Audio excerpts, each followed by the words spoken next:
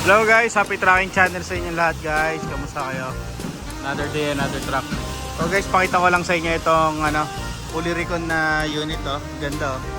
Pagkakalam ko dito guys sa unit na to, CRDI ito. No? Itatanong ko kung ang alam ko dito 6WG1 to eh. Itong unit na to. Ayan oh. Pero ang ganda, ito guys, so pagka fully recon nyo kinuha yung unit. Kung ito available, maganda. Wala na kung 6WF1 o 6WG1 na CRDI siya. Napakasimple lang ng pagre-recon nila, no? Hindi naman ganun ka talagang overload, no? Kumbaga may mga additional na mga stainless. Dito sa unit ito, makikita nyo guys, no? Talagang pinakintap nila yung unit.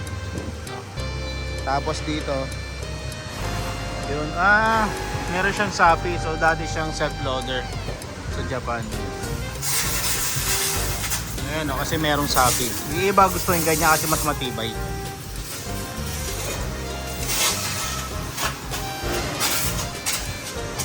Ayan o. So, ang maganda pa dito, yun, original molly pala siya. Double differential o. Ito yung 6WG1 to, double differential guys. Ganda, pang malakasan na kargahan to. Original molly na banana type. Ayan, pogi oh.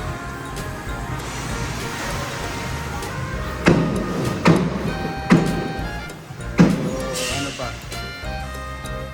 Wood type flooring. Wood type flooring siya guys.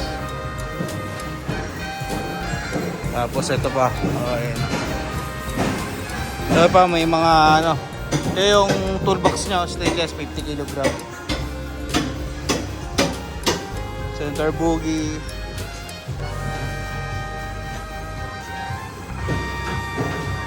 So kulang pa konting himas pa to.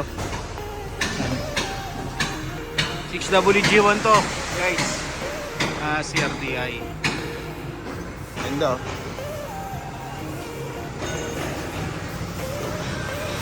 So, yun lang guys. Maraming salamat. Happy Tracking Channel everyone. Thank you. Bye-bye.